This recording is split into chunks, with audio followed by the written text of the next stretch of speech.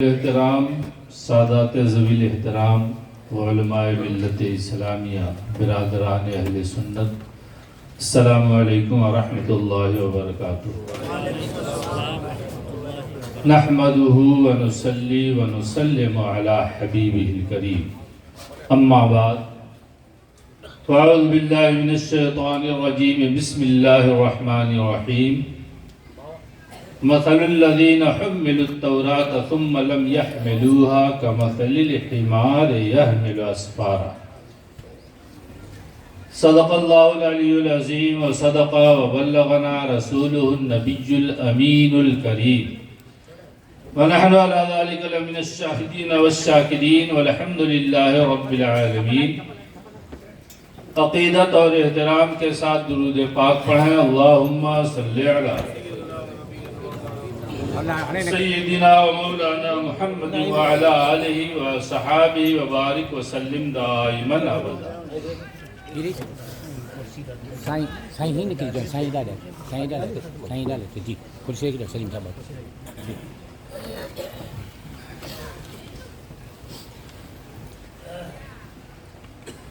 دارالعلوم کا یہ سالانہ جلسہ ہے جس میں ہم اور آپ شرکت کی سعادت حاصل کر رہے ہیں۔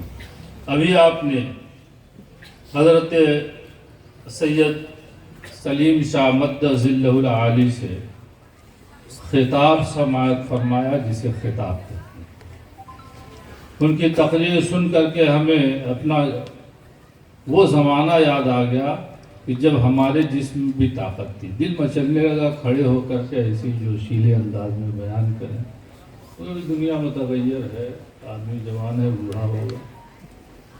ماشاءاللہ آپ کا مطالعہ نہایت وسیع، بیان کا انداز بھی بہتر اور فکر اور سوچ بھی نہایت بہتر ہے۔ میں بغیر کسی چاپلوسی یا تکلف کے کہتا ہوں کہ ان کا مطالعہ جس قدر وسیع ہے اور تاریخ وغیرہ پر جتنی گہری نظر ہے، میری بھی اتنی نہیں، اور بیان بھی نہایت بہتر انداز میں کرتے ہیں۔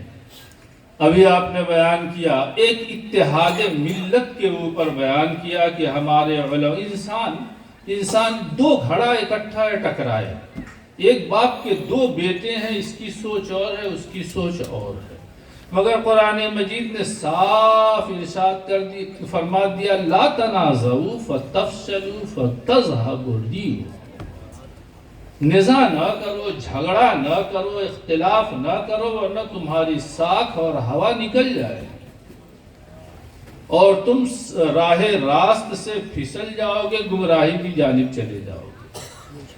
یہ ادارہ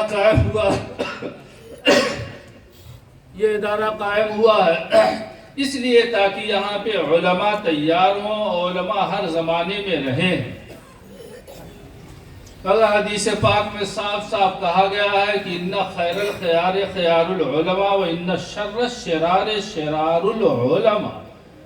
سب سے بہترین بھلائی اگر کسی کی ہے تو وہ علماء کرام کی ہے، و ان شر الشرار شرار العلماء، سب سے بدترین اگر برائی ہے تو علماء سے زیادہ لڑانے کا کوئی کام نہیں کر سکتا۔ یہ چاہے تو جہاں پہ رہے تو چاہے تو اسے جنت کا نمونہ بنا دے، اور اگر برے ہیں تو اسے جہنم سے بھی بدتر کر دے۔ یہ ہمیشہ ہر دور میں بھی رہا ہے، اور یہ وہی لوگ ہیں کہ جنہیں علم تو ہے مگر علم کے اوپر عمل نہیں ہے، علم تو ہے مگر علم کے ساتھ تقوی نہیں ہے۔ یہودی جو بڑے زبردست عالم تھے، جنہیں کتاب دی گئی، کتاب اللہ دی گئی، ان کے متعلق قرآن مجید نے ارشاد فرمایا مثل الذین حملوا التوراة ثم لم يحملوها كمثل الحمار يحمل اسفارا۔ وہ لوگ کہ جنہیں تورات دی گئی، پھر انہوں نے اس کے اوپر عمل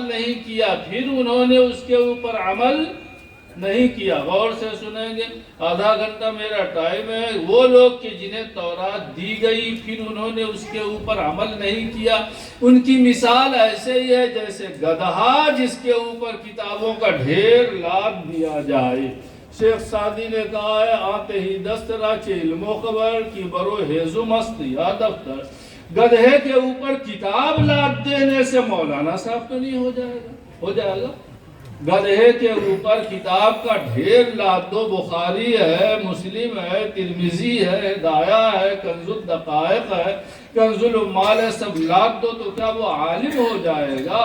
اسے پتہ ہی نہیں کیا ہے.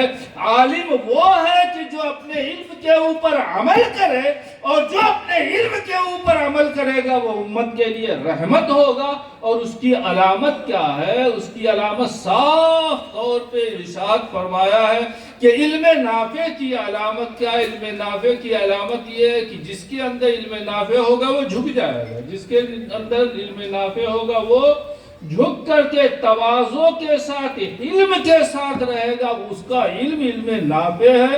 اور جس کے علم نے اس کے اندر تکبر پیدا کیا، بغض پیدا کیا، کینہ پیدا کیا، تعلی پیدا کیا، اپنے آپ کو بڑا سمجھ رہا ہے، اس کا علم نافع نہیں ہے، بلکہ اس کا علم ابلیس کے علم کی طریقے سے ہے.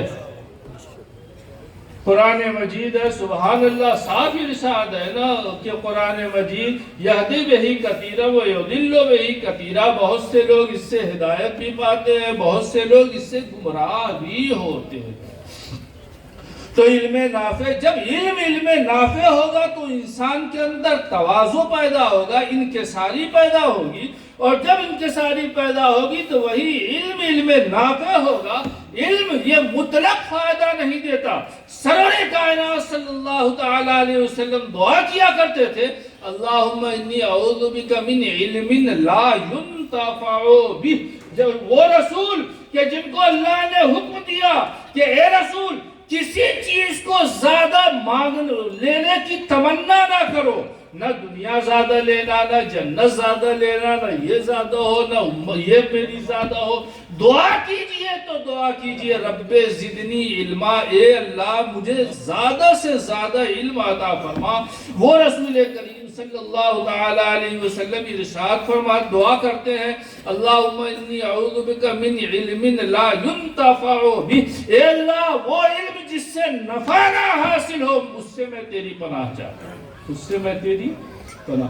جس علم سے نفع حاصل نہ ہو، آدمی نفع حاصل نہ کرے، اس سے اللہ کی پناہ ہے. اللہ اکبر. یہ ملت اسلامیہ ہے. سرور کائنات صلی اللہ تعالی علیہ وسلم نے ہمیں کس طریقے سے رہنے کا حکم دیا ہے. حدیث پاک میں دیکھیں صاف ارشاد ہے، ان المسلم للمسلم کالبنیان یشد بعضہ بعضا. حضور نے حدیث بیان کی تو اس طرح کر کے آپ نے دکھایا کہ ایک مسلمان دوسرے مسلمان کے لیے اس طریقے سے ہے جیسے عمارت ہوتی ہے، بلڈنگ ہوتی ہے کہ ایک دوسرے کو باندھے رہتی ہے. یہ ادھر کی دیوار ادھر کو مضبوط کیے ہے، ادھر کی ادھر کو مضبوط کیے ہے. اینٹ رکھتے ہیں کیسے رکھتے ہیں، ایک ایسے رکھتے ہیں. ایسے ہی مسلمان ہونا چاہیے کہ ایک دوسرے کے ساتھ مل کر کے اتحاد کے ساتھ رہے، اور اتحاد کو پارا پارا نہ ہونے دے. تو سمجھ جاؤ کہ یہ مسلمان ہے اور مسلمان کا طریقے پر ہے. قرآن مجید نے آپس میں انتشار کے سدباب کے لیے کتنی بہترین بات کہی ہے. سبحان اللہ. ارشاد فرمایا ہے، یا ایھا الذین آمنوا اجتنبوا کثیرا من الظن ان بعض الظن اثم. جو جھگڑا پیدا ہوتا ہے، اختلاف پیدا ہوتا ہے، یہ اسی بات کی وجہ سے ہوتا ہے جس سے قرآن مجید نے منع کیا کہ اے لوگوں بہت زیادہ گمان کرنے سے بچو، بہت زیادہ گمان کرنے سے بچو. ارے وہ ایسے ہی ہوگا، ہم مسکرا دیا، آپ نے دیکھا ہاں بس ہم ہی کو دیکھ کر کے مسکرایا ہے.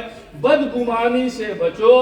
اچھا مسلمان کے متعلق اچھا گمان رکھنے کا حکم دیا گیا ہے، اور مسلمان کے متعلق بدگمانی سے بچنے کے لیے کہا گیا ہے. آگے ارشاد ہے، وَلَا تَجَسَّسُوا. ایک دوسرے کے ٹوہ میں نہ پڑو، نہ دنیاوی معاملات کے ٹوہ میں پڑو، نہ دینی معاملات کے ٹوہ میں پڑو. اس کا عیب دیکھنے کی کوشش نہ کرو. وَلَا يَغْتَبْ بَعْضُهُ بَعْضًا. کوئی کسی کی غیبت نہ کرے. کیا تم یہ پسند کرتے ہو کہ اپنے مردہ بھائی کا گوشت کھاؤ؟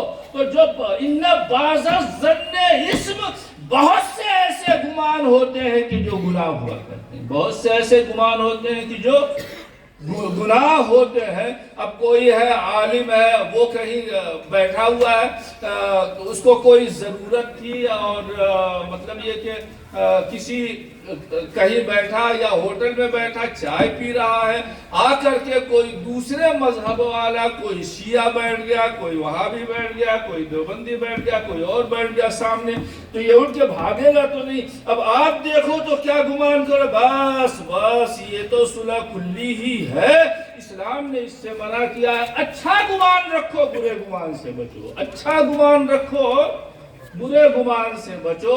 کسی کی غیبت کرنا، کسی کے اندر عیب تلاش کرنا کتنا زیادہ برا ہے معلوم بھی ہے آپ کو۔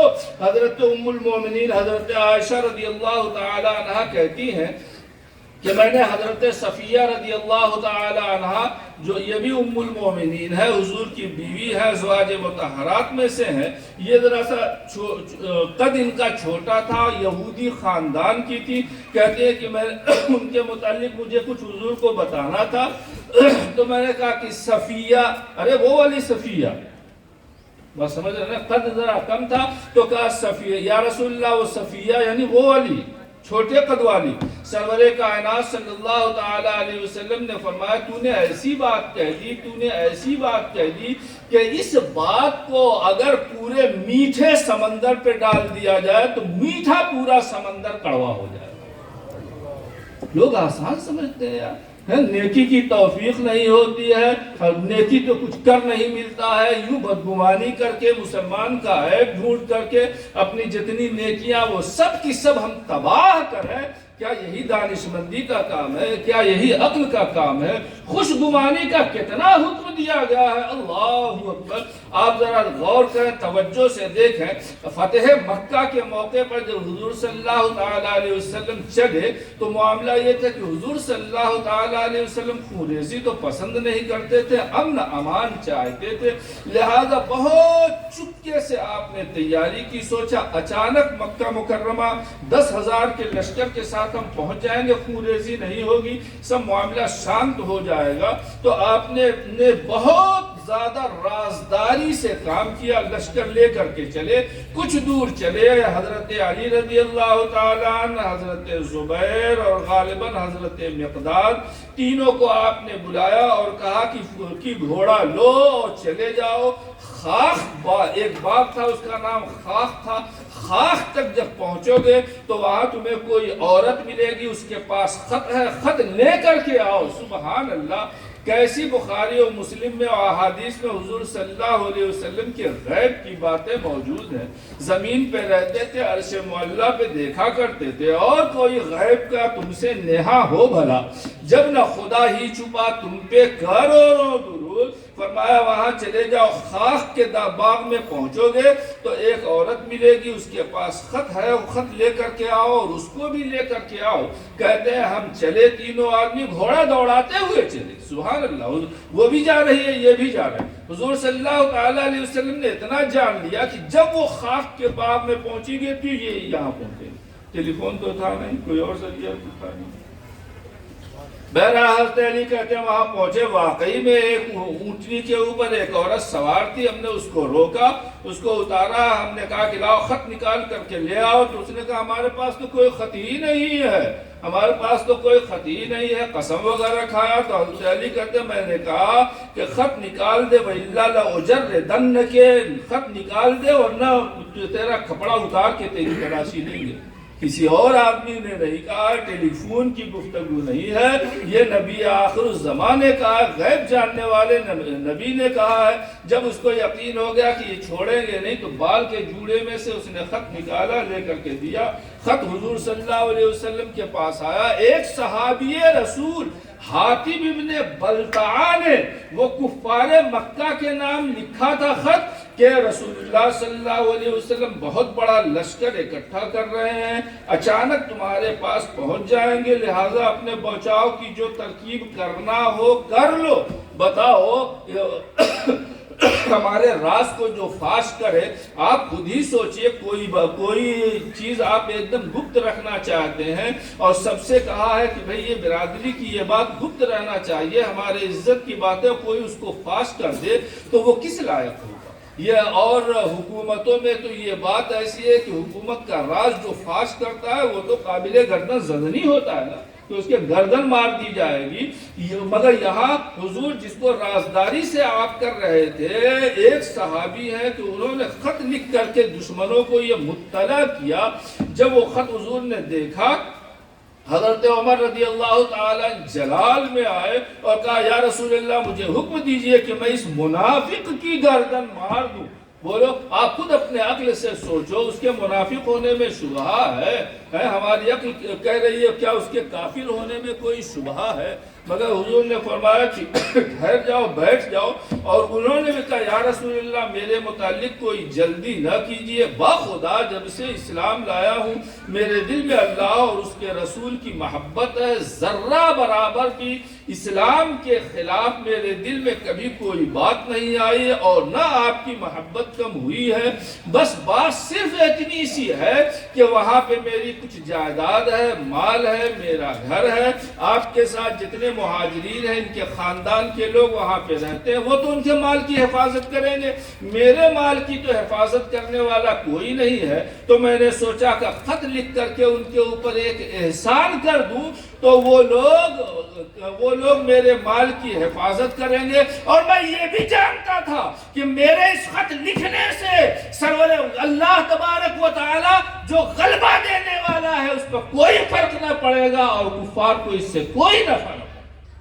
اللہ حضور صلی اللہ تعالیٰ علیہ وسلم نے ان کی بات کو سچ مانا، حضرت عمر کو بیٹھا دیا اور کہا کہ ہاں یہ سچ کہہ رہے ہیں۔ اب آپ دیکھیں سیرت میں موجود ہے، تمام قرائن پائے جا رہے ہیں کہ یہ دشمن ہے، یہ منافق ہے، مگر اس کے باوجود بھی سرور کائنات صلی اللہ تعالیٰ علیہ وسلم حسن زرہی کا طریقہ اختیار کر رہے ہیں اور کوئی حکم اس کے اوپر نہیں لگا رہے ہیں۔ حدیث پاک میں اس کی ایک نہیں دسیوں مثالیں موجود ہیں۔ حضرت اسامہ رضی اللہ تعالیٰ عنہ بہت زبردست صحابی ہیں، حضرت زید کے صاحبزادے ہیں حضرت اسامہ۔ وہ کہتے ہیں کہ ایک جنگ میں ایک آدمی میرے مقابل تھا، ہماری اس کی لڑائی ہو رہی تھی، جب میں اس کے اوپر پورے طور پہ چھا گیا، اب وہ سمجھ گیا کہ میں بچ نہیں پاؤں گا، اب اسامہ کی تلوار سے میں بچ نہیں پاؤں گا، کوئی صورت نہیں ہے، تو اس نے کہا لا الہ الا اللہ محمد الرسول اللہ۔ اب آپ خود اپنے عقل سے بچائیے کہ وہ آدمی جب ایک دم سمجھ رہا ہے کہ اب مرے کہ تب مرے، اس وقت میں وہ کلمہ پڑھ رہا ہے، تو مطلب کیا ہوا؟ بس صرف یہ نہ کہ یہ پڑھ لوں گا تو یار بچ جاؤں گا، یہی ہے نا۔ کوئی اسلام لانے کے لیے تو وہ کلمہ پڑھ نہیں رہا ہے، سب کی عقل یہی کہے گی اسلام لانے کے لیے کلمہ نہیں پڑھ رہا ہے، اپنے آپ کو بچانے کے لیے کلمہ پڑھ رہا ہے، یہ دل سے مسلمان نہیں، یہ زبان سے یہ کلمہ پڑھ رہا ہے۔ حضرت اسامہ نے نیزہ مارا، وہیں پہ مر گیا۔ حضور صلی اللہ تعالیٰ علیہ وسلم کی خدمت میں جب حاضر ہوئے بیان کیا تو سرور کائنات نے ارشاد فرمایا اقتلتہ، کیا اس نے لا الہ الا اللہ کہا اس کے باوجود تو نے اسے قتل کر دیا؟ عرض کیا یا رسول اللہ وہ کوئی اسلام لانے کے لیے تو کلمہ اس نے پڑھا نہیں تھا، وہ تو اپنی جان بچانے کے لیے اس نے کلمہ پڑھا تھا۔ اس کے بعد پھر آپ نے اسی کلمے کو دہرایا، اتنی دیر تک آپ کہتے رہے، اتنی دیر تک آپ کہتے رہے۔ اسامہ کہتے ہیں میرے دل میں یہ تمنا پیدا ہوئی کاش میں آج مسلمان ہوا ہوتا تاکہ مجھ سے ایسا گناہ سرزد نہ ہوتا۔ کتنی خوشگمانی کی بات ہے، مومن کے متعلق کیسا گمان رکھنا چاہیے، کیسا بہتر گمان رکھنا چاہیے۔ اور دیکھیے نظیریں آپ دیکھ لیجئے، ایک محلہ تھا، اس میں ایک صحابی تھے، نام ان کا بھی ذہن میں نہیں ہے، بوڑھے ہو گئے تو حضور صلی اللہ علیہ وسلم کی خدمت میں حاضر ہوئے، کہا یا رسول اللہ کبھی کبھی بارش ہو جاتی ہے تو یہ جو نالا ہے اس میں پانی آ جاتا ہے، میں نگاہ بھی کمزور ہو گئی، بوڑھا بھی میں ہو گیا، تو جب اس میں پانی آ جاتا ہے تو میں مسجد نبوی میں آ نہیں پاتا۔ آپ کسی وقت آ جائیے میرے گھر میں کہیں نماز پڑھ دیجئے تو میں اسی کو نماز کی جگہ بنا لوں گا. جب مسجد نہ آ پاؤں گا تو وہیں پہ نماز پڑھوں گا کہ جہاں آپ نے نماز پڑھا تبرک کے طور پر. حضور نے فرمایا ٹھیک ہے میں آؤں گا. دوسرے یا تیسرے روز حضور صلی اللہ تعالیٰ علیہ وسلم وہاں پہ تشریف لے گئے, نماز پڑھی. جب محلے والوں کو خبر ہوا کہ آقا تشریف لائے ہیں تو ہر طرف سے لوگ ملاقات کے لیے آنے لگے, ٹوٹ پڑے, ادھر سے وہ آ رہا, ادھر سے وہ آ رہا, گھر پورا بھر گیا. جب بھر گیا تو لوگ بیٹھتے تو بات کرنا ہے نا ادھر ادھر کی, تو کسی نے دیکھا اسے اس طرف سے دیکھا تو کہا اینا ابن دخشن. ایک روایت میں ابن دخشن ہے, ایک روایت میں ابن دخیشن ہے. مالک ابن دخشن کہاں ہے؟ مالک ابن دخشن نظر نہیں آ رہا. حضور محلے میں آئے ہیں, ہر گھر کا کوئی نہ کوئی آیا ہے ملنے کے لیے, مگر مالک ابن دخشن نہیں دکھائی پڑ رہا. تو کسی نے کہا ماں یار وہ منافق ہے, اللہ اور رسول سے محبت نہیں رکھتا ہے. کسی نے کہا وہ منافق ہے, اللہ اور رسول سے محبت نہیں رکھتا ہے. وجہ کیا تھی؟ کاروبار تھا, دھندا تھا, یہودیوں سے بھی اٹھنا بیٹھنا ہوتا تھا, عیسائیوں سے بھی اٹھنا بیٹھنا ہوتا تھا, اور مشرکین سے بھی اٹھنا بیٹھنا ہوتا تھا. تو کیا منافق ہے, اللہ اور رسول سے محبت نہیں کرتا. دیکھو حضور آئے ہیں, یہاں پہ آیا بھی نہیں ہے, یہ اس بات کی دلیل ہے کہ وہ پکا مومن نہیں ہے. حضور صلی اللہ تعالیٰ علیہ وسلم نے فرمایا ہرگز نہیں, ایسا نہ کہو. تمہیں معلوم نہیں ہے کہ وہ بدر میں بھی شریک ہوئے, انہوں نے یہ نیک کام کیا, انہوں نے اس موقع پہ یہ کام کیا, اس موقع پہ اسلام کی یہ خدمت کی, اس موقع پہ یہ خدمت کی, اس موقع پہ یہ خدمت کی. تو پتہ چلا حضور صلی اللہ علیہ وسلم ہمیں نظریہ دے رہے ہیں کہ کسی کے بارے میں بدگمانی کرنے سے پہلے دیکھ لو کہ اس کی زندگی ماقبل میں کیسی رہی ہے, اس نے دین کی کتنی خدمت کی ہے, اس نے اسلام کی کتنی خدمت کی ہے, اس نے لوگوں کی کتنی خدمت کی ہے. کوئی بات اگر تمہیں شک والی ہے تو اس کو اچھے محمل کے اوپر پھیرو, غلط محمل کے اوپر ہرگز نہ. اور اگر شیطان تمہارے دل میں یہ وسوسہ ڈال دے تو سبحان اللہ, اگر کوئی غلطی ہو جائے تو اس سے رجوع کر لینا اور اس کے اوپر شرمندہ ہونا. جو انسان تو غلطی کا پتلا, اگر غلطی ہو جائے تو اس سے رجوع کر لے, اس سے وہ تائب ہو جائے اور شرمندہ ہو جائے, تو پہلے سے زیادہ اللہ اس کے رتبے کو بلند کرتا. اللہ تکبر کو پسند نہیں کرتا ہے, وہ ابلیس کا حصہ ہے. اللہ تواضع کو پسند کرتا ہے. اس کی کچھ مثالیں حضرت سلیم شاہ نے آپ کے سامنے بیان کی. حدیث پاک میں بھی اس کی بڑی مثالیں موجود ہیں کہ آدمی جھک جائے, غلطی نہ ہو تو بھی جھک جائے. ایک مثال میں دیتا ہوں. ایک کہیں لشکر بھیجنا تھا, چھوٹا سا ایک لشکر بھیجنا تھا. حضور صلی اللہ تعالیٰ علیہ وسلم نے لوگوں سے مشورہ کیا کہ کس کو امیر بنایا جائے, کس کو امیر لشکر بنایا جائے. تو حضرت ابو بکر صدیق نے کہا فلاں کو بنا دیجئے یا رسول اللہ, فلاں کو بنایا جائے. حضرت عمر نے کہا فلاں کو بنا دیجئے. اس کے علاوہ دوسرے آدمی کا نام لیا, فلاں کو بنا دیجئے. حضرت ابو بکر صدیق رضی اللہ تعالیٰ نے اتنے حلیم آدمی, مگر اس وقت انہوں نے کہا ما اردت الا خلافی, آپ نے بس صرف میری مخالفت کے لیے دوسرے کا نام پیش کیا.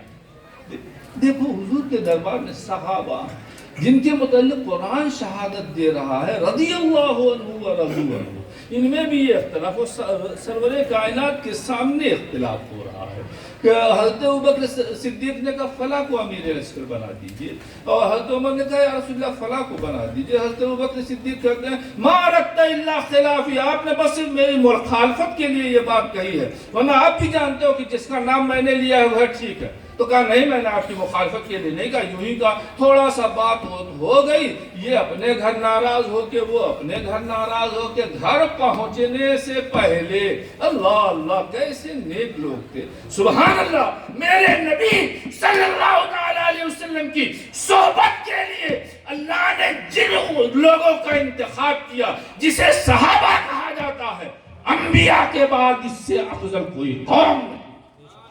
سبحان اللہ, سبحان اللہ.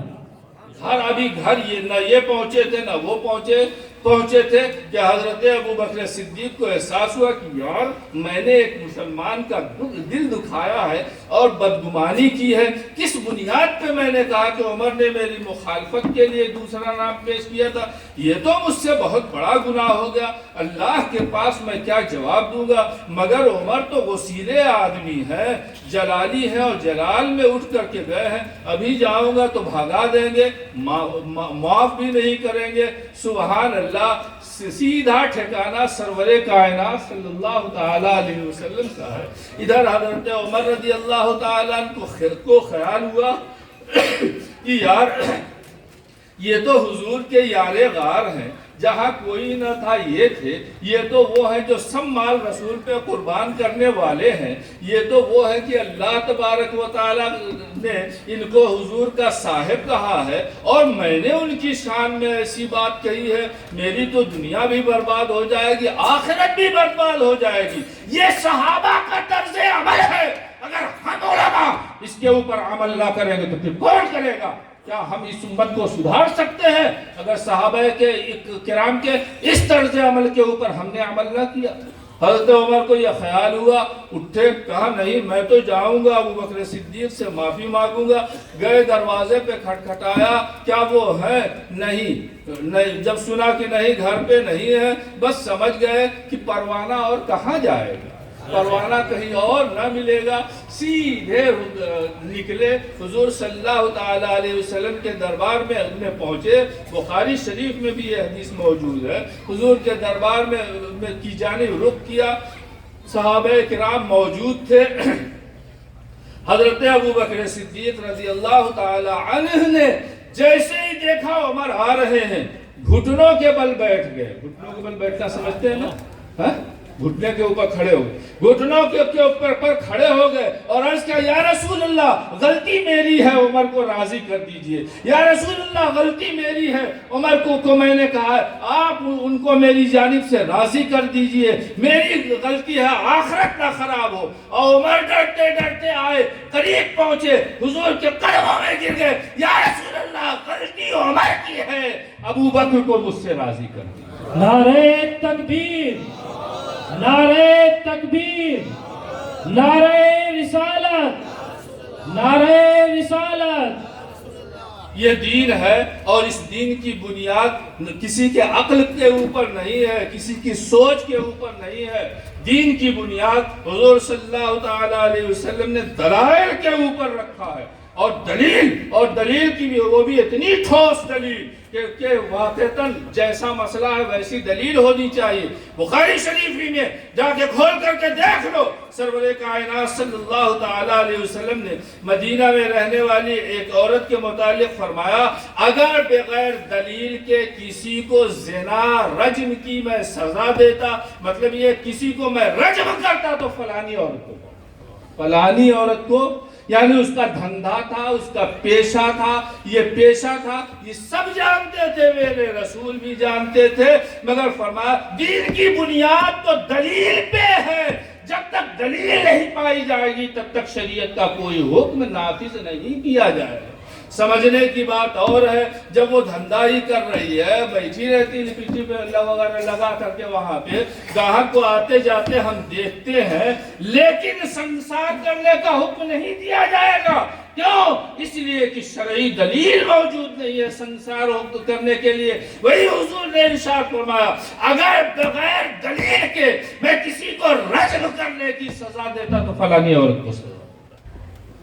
آپ کے گمان کے اوپر یہ دین کی بنیاد نہیں، دلائل شرعیہ کے اوپر دین کی بنیاد ہے۔ مسلمانوں اتحاد کو قائم رکھو، غلطی ہو جائے تو اس سے توبہ کر لو۔ سبحان اللہ، جب ہم سے گناہ ہو جائے اور ہم گناہ کے پتلے ہیں اور گناہ ہو جائے تو اس امت محمدیہ کے لیے تو اتنی بشارت موجود ہے کہ اولئک یبدل السیئات بالحسنات، اللہ تعالیٰ سچی توبہ کرنے والے کی جتنے گناہ ہیں معاف ہی نہیں کرتا گناہ کو بدل کر کے نیکی کر دیا کرتا ہے، گناہ کو بدل کر کے وہ نیکی کر دیتا ہے۔ تو جب اس امت کا یہ عالم ہے تو اگر آپ کے پاس کوئی دلیل شرعی ہے تو دلیل شرعی، اور اگر دلیل شرعی نہیں ہے، احساس ہو رہا ہے کہ وہ مجھ سے غلطی ہو گئی ہے تو اس سے رجوع کر لینا، اس سے توبہ کر لینا، یہ مومن کی شان ہے۔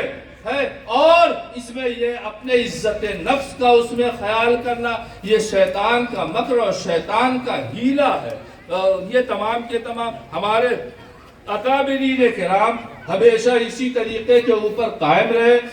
حضرت سفیان ثوری ہیں، حضرت امام اعظم رحمۃ اللہ تعالی علیہ ہیں، حضرت سفیان، اسی کوفہ میں دونوں کی درسگاہ لگتی تھی، سفیان دونوں کی درسگاہ، ان کی بھی درسگاہ لگتی تھی، ان کی بھی درسگاہ لگتی تھی، یہ محدث تھے۔ اچھا طلبہ میں ذرا سا چلتا ہے، اب پڑھنے والے طلبہ نہیں رہ گئے اس لیے ذرا سا کم چلتا ہے، ورنہ اس کے جو شاگرد رہتے تھے اس کے شاگرد کو سے اپنے آپ کو بڑا سمجھتے تھے، ہمارا استاد بڑا، ہمارا استاد ایسا ہے، ہمارا استاد ایسا ہے، یہ طلبہ کے ذہن میں رہتا ہے۔ تو یہاں بھی دو درسگاہ، امام اعظم کی درسگاہ کے طلبہ ہیں اور سفیان ثوری کے درسگاہ کے طلبہ ہیں۔ سفیان ثوری اللہ اکبر کہ زندگی میں کبھی کوئی غیبت نہیں کی، نہ کبھی کوئی غیبت سنا۔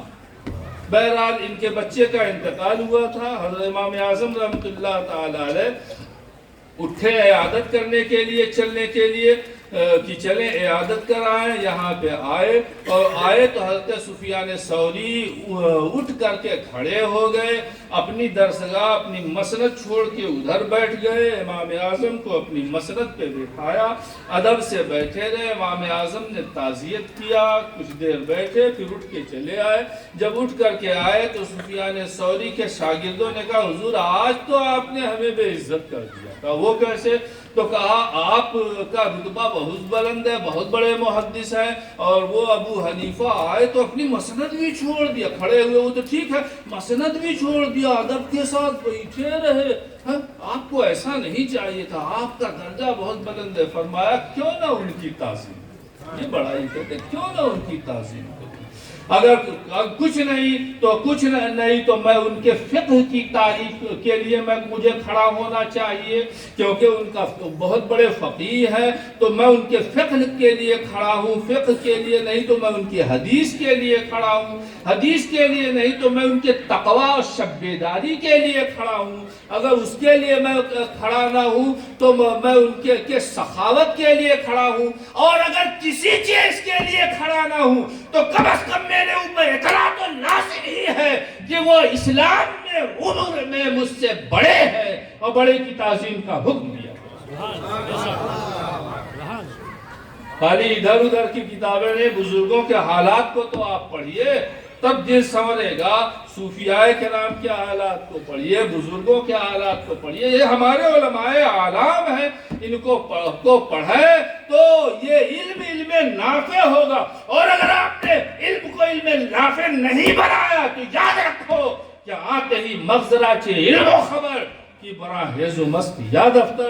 اللہ تبارک و تعالی ہم تمام لوگوں کو صراط مستقیم پر چلنے کی توفیق عطا فرمائے، ہمارے دل کو کینوں سے، حسد سے، بغض سے صاف فرما دے۔ بولو بھائی جنت میں جانا چاہتے ہو کہ نہیں؟